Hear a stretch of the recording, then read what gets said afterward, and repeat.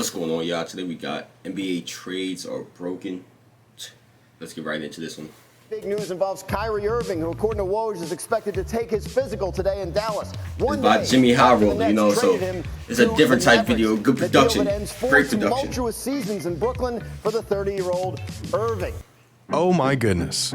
The Nets really just traded Kyrie Irving to the Dallas Mavericks. This is huge. Luka's finally gonna get some help. Kyrie is free. But what's Kevin Durant gonna do? He's trapped in Brooklyn with Brick Shot Ben. He's playing at an all-time level right now. How is he going to dig the Nets out of this one? Breaking news. The Nets they're no more, at least as they started this season. Kevin Durant is headed to Phoenix. Well, that escalated quickly. In a matter of 72 hours, the Nets went from having two generational players and real hopes at a title to having Cam Johnson answer triple single himself. The Nets just went from legitimate contenders to a full-blown rebuild in literally 3 days. NBA trades are broken, and I don't know if there's a way to fix them. Today's video is sponsored by DraftKings, the big instant winning better's game, and you're instantly a winner. It's daily fantasy. Bet $5 on the Jimmy Howroll.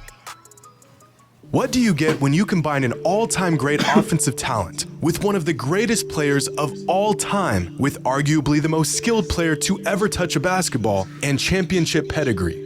You get 7 playoff wins, 2 first-round sweeps, and the biggest disappointment of a team in NBA history. And that's no exaggeration. This Nets team that has quickly came and went over the last 3 seasons is without a doubt the biggest flop of a team I have ever seen. 3 generational talents in their prime, all teaming up in a league that was wide open for any team to rise above the rest. And somehow, this trio and then duo fell flat time and time again. The culmination of this ultra-talented 1-2 punch?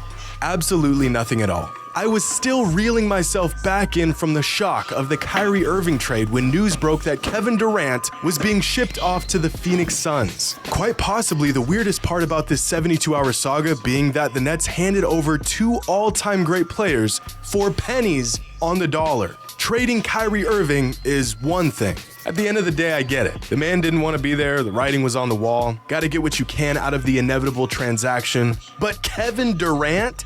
KD, the Slim Reaper, you couldn't waterboard me into trading that man. You could dangle me by my ankles off the face of a 10-story building, mob style, and I'd say my prayers before trading away Kevin freaking Durant. I heard his numbers. But no, instead, the Nets opted to take what they could and decided that now is the time to start a rebuild. What did they get in return for the mega duo of Kevin Durant and Kyrie Irving? Well, let's see here. Mikal Bridges, Spencer Dinwiddie, 2 solid players, a guy that doesn't play basketball, 2 future first-round picks, and 5 8th graders.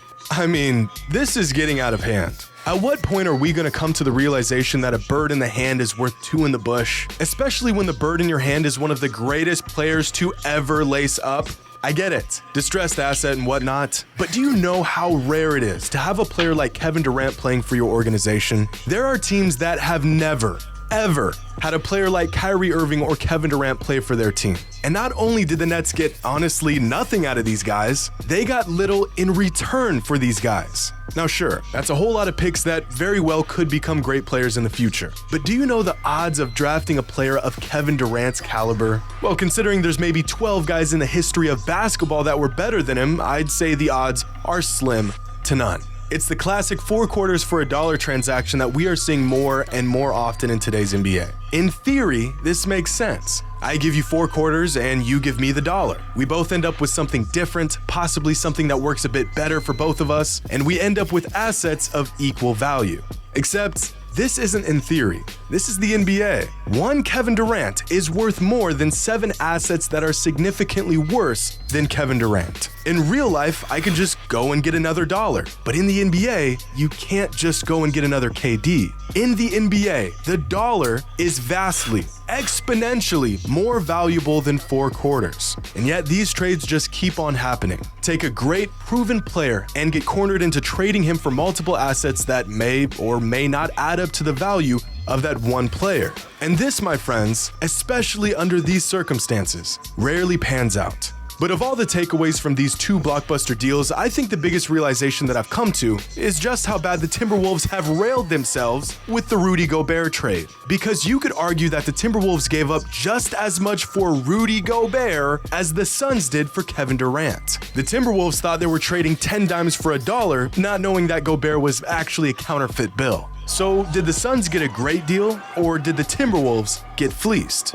Well, it's a whole lot of both. And I've thought about this ever since the Gobert trade went down. When a player like Rudy Gobert can command 5 players and 4 first-round picks in a trade, what can a truly great player command? In retrospect, and even in that moment, the Gobert trade was so bad that it crashed the NBA trade market for half a season. But now that we're back on track, you can still get your hands on star players. It'll just cost the next decade of your franchise to do it. Regardless, these moves are good for the league. Luka finally gets the help that he desperately needed, and the Suns get a crucial piece that could put them over the top for a title run. I mean, this whole time the organization has been racking their brains trying to figure out what they need to get back to the finals and have a real shot to win it all, and the answer was staring them in the face all along.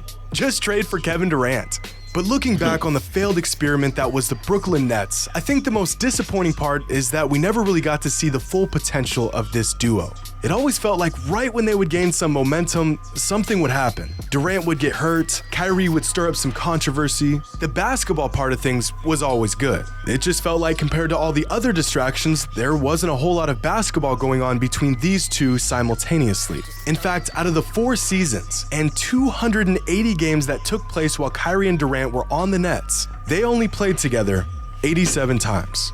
And that is a basketball tragedy. But I'm interested to see how the Suns look with Kevin Durant. I anticipate they'll go on a run here and make a push for the top seed in the West. Come playoffs, if they are healthy, I think they're capable of taking down any team in the conference. And now that the Mavericks have strengthened their backcourt, I am hopeful that Kyrie Irving has been rejuvenated and we can see him and Luka at full strength. And, rip the Nets. I guess it was good while it lasted.